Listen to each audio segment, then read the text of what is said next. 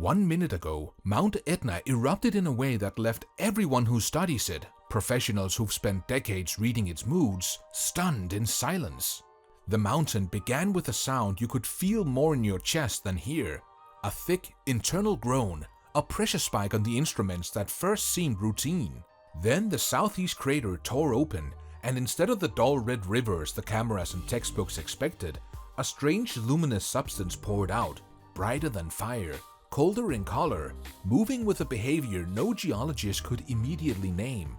Scientists lost it. The warning tremor. Cameras glitched. Spectrometers blinked. For a long, breathless moment, the world of raw data and steady patterns gave way to something that felt dangerously like a mystery. The blast rolled into a pyroclastic surge that raced down the flank at close to 140 kilometers per hour, a wall of ash and gas that scoured land already stripped by earlier activity. It wasn't merely loud, it carried a presence, an anger, so physical that team members later described their ears ringing for hours. The surge flashed over terraces and gullies, chasing the field teams back as wind shifted and ash thickened to a smothering gray. People on nearby slopes said the air tasted metallic and sharp, the kind of stench you only learn to recognize with dread. But the surge was not the only shock. Someone on the ridge coaxed a sample from the flow, a fragment small as a coin, then wrapped it in protocol and hurried it through the chain of custody. What that vial delivered to the labs across Europe did something rare. It broke the comfortable assumptions of an entire discipline. A sky that shouldn't be this color. In the field lab, the broken rules started accumulating as oddities. Under ultraviolet light, the fragment fluoresced in a way technicians had never catalogued. Gamma sensors pegged out of range. Induction furnaces cranked well past typical melting points for volcanic glass, yet the piece resisted liquefaction, only shimmering with ghostly blue-white arcs beneath the heat lamps. Someone joked, too quietly, that it behaved like lightning trapped in stone. The joke died fast. When the crater split open. Back at Katana, the sample's arrival triggered the sort of procedural seriousness you see only when people sense a real problem. The reinforced canister clicked open with a hiss. Vapor bloomed with an eerie sheen. Automated shutters slammed, and the lab moved to negative pressure. A technician reached for the casing and recoiled. His gloved wrist bore a raw red welt, as if the material had left a tiny brand. Medical staff hustled him away. The facility sealed down, not in panic, but in a sober, methodical way of scientists protecting evidence and lives. As analytic teams ran X-ray diffractions, mass spectrometry, Raman spectroscopy, and a slew of standard routines, more anomalies stacked up. XRD patterns showed peaks where no silica oxide lattice should register. ICP-MS returned rare earth and trace element ratios, yttrium, cerium, and lanthanides in concentrations unexpected for surface magmas. Raman results hinted at lattice structures consistent with extreme pressure phases, as if the material had been born under loads and temperature far below the crust, then somehow shot upward intact. Across partner labs, Berlin, Paris, GFC, and others, results came back with the same uncomfortable chorus. No contamination found, calibrations verified, measurements repeatable. Scientists checked sample chains, paperwork, and instrument health. They reran everything. The data did not fold back into normalcy. It pushed outward, asking harder questions. One of the hardest questions was practical. What does this say about Etna's plumbing? Satellite interferometry and cosmic ray muon tomography began showing their own mysteries. Synthetic aperture radar interferograms revealed asymmetric inflation concentrated beneath the southeast sector, the very area of the eruption. Muon scans showed gaps where expected muon flux vanished, suggesting voids or unexpected changes deep inside. Seismic arrays mapped unusual silent zones, areas where the usual chatter of magma movement faded into emptiness.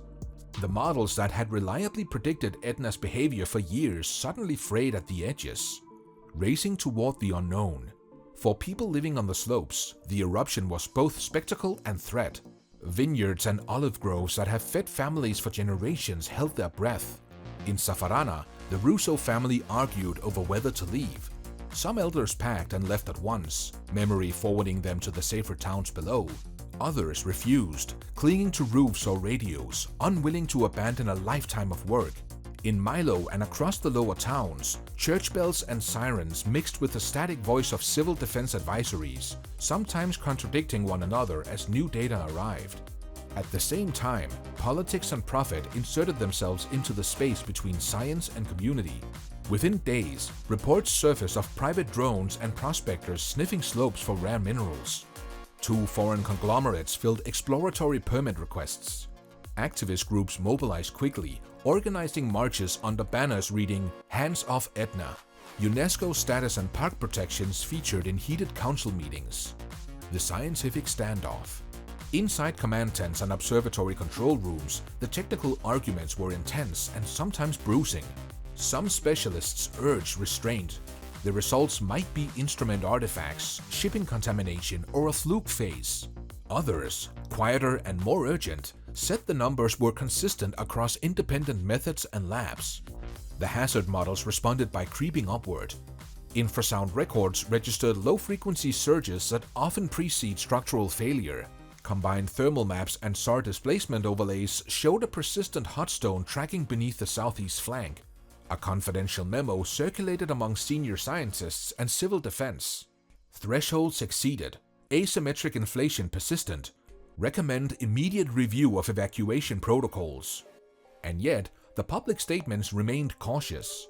Officials balanced the risk of false alarm against the moral duty to protect lives. Evacuation plans were reviewed, buses stood by, but the broad mandatory orders were delayed by hours as the team sought fuller consensus. That delay, small and procedural, felt massive to the families who had decided whether to pack a few bags or stay to protect fields and livelihoods. Science moved the only way it reliably does, methodically and insistently. The INGV issued a terse technical bulletin. Preliminary analysis yield no match in existing terrestrial igneous databases. Raw data were posted to secure service for international peer scrutiny. The message was careful, but the subtext was clear. This was not a standard eruption. Senior researchers launched urgent campaigns. More muon runs, denser seismic arrays, borehole temperature logs, and targeted satellite passes. International teams arranged blind tests and exchanged samples. The torrent of late-night calls and encrypted messages that followed had a tone of adrenaline mixed with fatigue, excitement, and apprehension in equal measure. The hidden deformation. For all the tests and memos and activism, one thing remained simple and devastating. Mount Etna had done something new. It had produced a material that defied expectation, and it had done so in a time when its internal structure showed signs of instability resembling conditions from millennia past. Conditions that in ancient times preceded flank failure and Mediterranean tsunamis. Those two facts together tighten the conversation from academic curiosity to pressing hazard. What happens next depends on data, decisions, and a little fortune. Scientists will sift, sample, and model until something that looks like an explanation appears. Officials will decide when and how to move people, a balance of risk and cost that no technical report can make for them. Families will choose between fleeing and staying. The mountain will continue to behave as it will. The memo no one wanted to read. Etna's slopes have always been a place of divided loyalties, between safety and sustenance, between the lure of fertile ground and the memory of ash. Today, those trades look sharper, and the question no one wants to answer is the hardest one.